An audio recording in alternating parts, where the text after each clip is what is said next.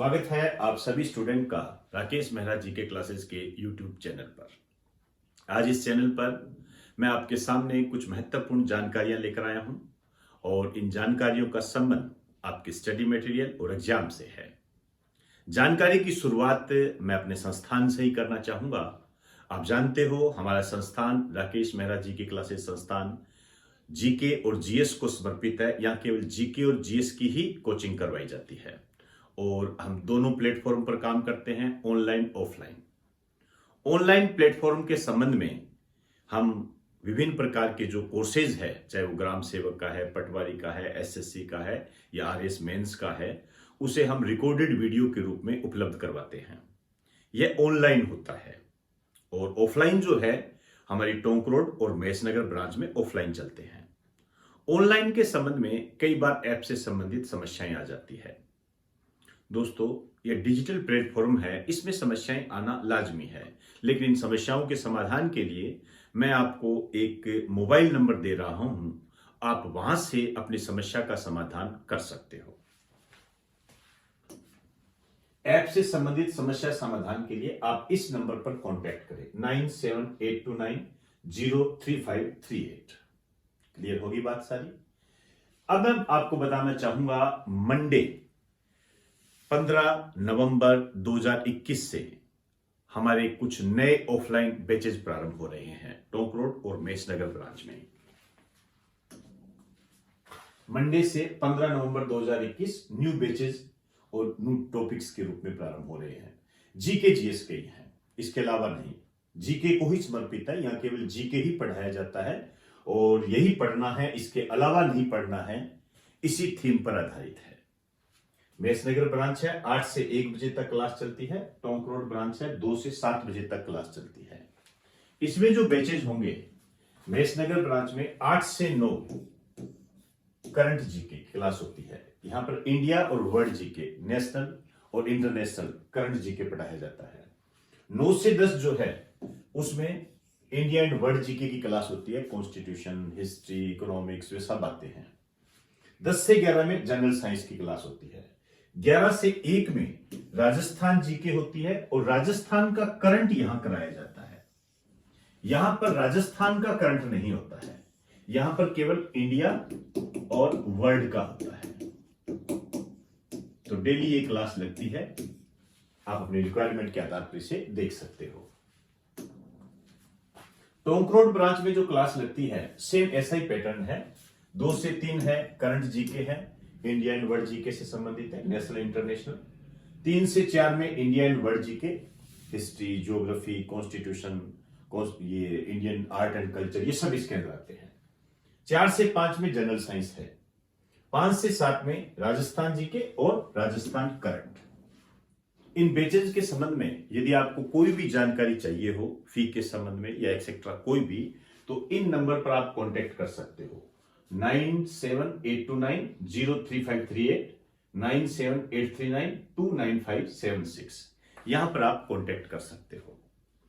अब मैं आपको बताने जा रहा हूं आरएस प्री 2021 की कट ऑफ। हालांकि इसके संबंध में मैंने 2 वीडियोस आपको उपलब्ध करवाए थे। एक तो जब मैं उदयपुर था तब उपलब्ध करवाया था, एक मैंने यहां पर आकर उपलब्ध करवाया था जयपुर। लेकिन जैसे जैसे हम आगे बढ़े, आरएस प्री की आयोग ने आंसर की जारी की, तो मामला इधर उधर हो गया। अब देखिए, मेरा ऐसा मानना है कि जो पहले मैंने आपको कट ऑफ बताई थी उससे कम जाएगी। दोस्तों, मान के चलना इससे कम जाएगी। हालांकि ये अनुमानित है, संभावित है, अनुभव के आधार पर है, ये कोई एक्यूरेट नहीं है। लेकिन मेरा ऐसा मानना है कि यदि हम अनुभव का इस्तेमाल करके एक आंकड़ा आगे दे देते हैं तो स्टूडेंट को आगे का रास्ता तय करने में आसानी हो जाती है। बस इतनी सी ही बात है। 4 क्वेश्चन डिलीट किए जा चुके हैं, आप जानते हो, और गुरुमुख निहाल सिंह वाला क्वेश्चन है। इसके अलावा एक क्वेश्चन और है जो गणगौर वाला है। अब इनमें तो कहना ही क्या, आप सब जानते हो। और एक सौर वेधशाला वाला है, वो तो 2018 में भी आया था और उसको डिलीट कर दिया था, लेकिन पता नहीं आरपीएससी ने इसको वापस क्यों दे दिया। खैर, ये अपनी अपनी स्थितियां हैं। इसके अलावा और भी बहुत सारे क्वेश्चन है। एक न्यायाधीशों का जो क्रम पूछा था उससे भी संबंधित एक समस्या है। विधि नागरिक विधि अधिकार से संबंधित भी एक समस्या है। तो अब देखते हैं आरपीएससी क्या डिसीजन लेती है। लेकिन वर्तमान स्थिति, करंट स्टेटस के आधार पर यदि आपको मैं कहूं तो आरएस प्री की जो कट ऑफ जा सकती है, पहले तो कम होगी, जो पहले बताइए उससे कम, 70 से 75 के बीच में जनरल की है। 70 से 75, मैं आज की बात कर रहा हूं। अब देखिए, अब जो नई आंसर की आएगी उसमें आरपीएससी क्या डिसीजन लेती है, हो सकता है उसमें थोड़ा फेरबदल और हो जाए। लेकिन ये जो 4 क्वेश्चन हटाए हैं और नए नए जो विवाद हमारे सामने आ रहे हैं, उस आधार पर हम ये आकलन कर सकते हैं। तो ये अनुमानित है, संभावित है। मेरा ऐसा मानना है कि जो जनरल की है वो 70 से 75 के बीच में रहेगी, कम रहेगी। अब आंसर की आएगी, देखते हैं आगे की क्या स्थितियां रहती है। तो इन सूचनाओं के बाद अब मैं आपको कुछ आपके कंटेंट से संबंधित जानकारी देना चाहूंगा, वर्तमान में जो चर्चा में है। आइए उनकी कुछ बातें करते हैं। एक तो कल के न्यूज़पेपर में आपने पढ़ा कि sunrise over Ayodhya, nationhood in our time, ये हमारे सामने एक पुस्तक आई है। आपके एग्जाम की दृष्टि से एक तो ये लाइन महत्वपूर्ण बन जाती है कि इसके राइटर कौन है। आप जानते हो पुस्तकों के संबंध में काफी क्वेश्चन पूछे जाते हैं। सलमान खुर्शीद। मुद्दा यह है कि ये पुस्तक जो है ये विवादित हो गई है, डिस्प्यूट हो गई है, और जो डिस्प्यूट हो जाती है वो उस पर क्वेश्चन बनने की पूरी संभावनाएं होती है। डिस्प्यूट इसलिए हुई है कि इसका एक चैप्टर है द सैफ्रन स्काई। इस चैप्टर में इन्होंने ये कहा है कि हिंदुत्व जो है, आप ये कह सकते हो कि हिंदुत्व की तुलना आईएस और बोको हरम जैसे आतंकी संगठन से की है। एक लाइन लिख दीजिए, इसमें इन्होंने हिंदुत्व की तुलना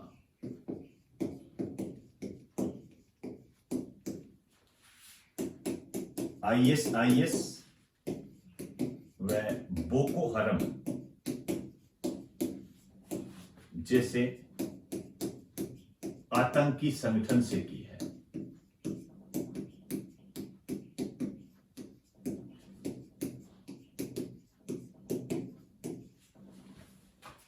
ये है मुद्दा। अब आप देख लीजिए, हिंदुत्व की तुलना इन्होंने बोको हरम और इससे की है। आईएस आप जानते हो, Islamic state of Iraq and Syria. तो सीरिया का एक आतंकवादी संगठन है, मोटे तौर पर आप कह सकते हो।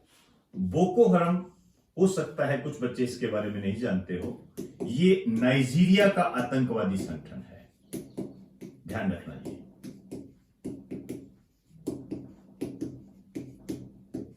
नाइजीरिया का आतंकवादी संगठन है। तो ये पुस्तक के जो लेखक है ये अपने आप में एक महत्वपूर्ण क्वेश्चन के रूप में उभर कर आपके सामने आ सकते हैं, ध्यान रखना। सनराइज और अयोध्या। इसके अलावा एक दिवस भी चर्चा में है जो कि 15 नवंबर को मनाया जाएगा, जनजाति गौरव दिवस 15 नवंबर को मनाया जाएगा। एक बात आप ध्यान रखें, हालांकि पहले मैंने बता दिया था, 14 अगस्त को भी एक दिवस मनाया जाएगा। 15 अगस्त 2021 को प्रधानमंत्री नरेंद्र मोदी ने लाल किले की प्राचीर से इसकी घोषणा की है। मैंने पहले बताया था, आप सोचें कौन सा है, क्या है, और यहां पर उसको राइट डाउन कर दें। विभाजन से संबंधित है, आप समझ गए होंगे, लेकिन पूरा नाम आप यहां लिखोगे। यह आपका होमवर्क है। अब मैं एक नेटवर्क के बारे में आपको बताने जा रहा हूं। नेटवर्क है creative city of network. Creative city of network कौन शामिल करता है, क्या श्रेणियां हैं, वर्तमान में शामिल सिटी कितनी है, इस पर अच्छे क्वेश्चन बनते हैं। खासकर भारत के संबंध में यह ज्यादा इंपॉर्टेंट बन जाता है। यदि मैं कहूं कौन शामिल करता है, तो यूनेस्को इस प्रकार का नेटवर्क जो है जारी करता है।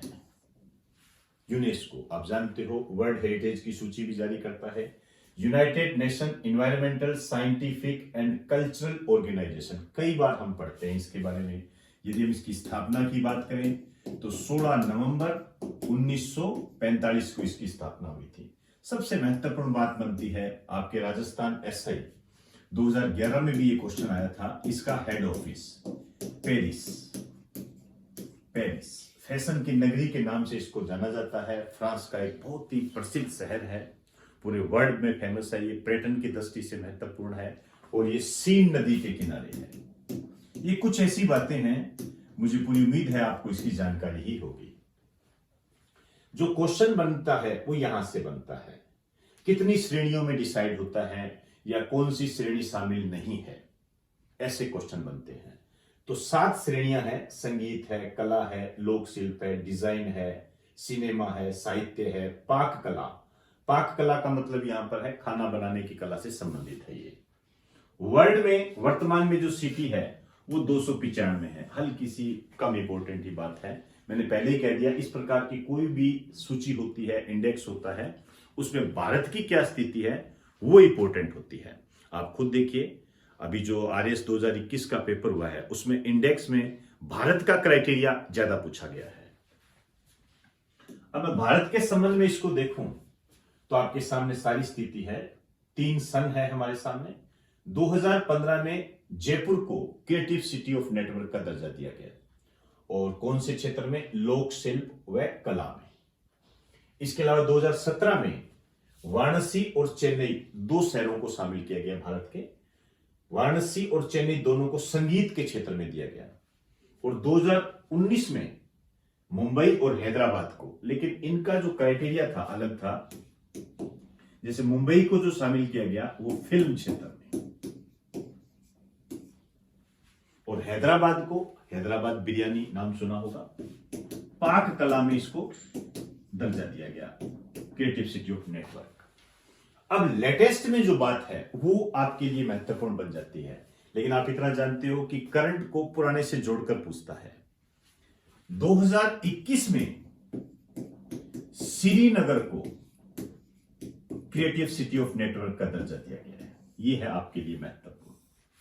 लेकिन इसके साथ साथ मैं माफी चाहूंगा, आपके लिए एक होमवर्क दे रहा हूं। किस क्षेत्र में, कौन से क्षेत्र में, इसका पता आप करोगे। और पढ़ने लायक जो भी कंटेंट होता है वो आपको मैंने बता दिया है। ये मोती होते हैं और पढ़ने की कोई सीमा नहीं होती है, सिंपल सोबर। यदि हम ये जान जाएं कि हमारे एग्जाम की दृष्टि से क्या महत्वपूर्ण है, तो मुझे नहीं लगता कि हम किसी भी एग्जाम में फेल हो सकते हैं। तो इसी उम्मीद के साथ आप अपनी तैयारी को लगातार करते रहें। आरएस प्री की कट ऑफ एक संभावित रूप में मैंने आपको बता दी है, 70% के बीच में रहेगी, कम रहेगी।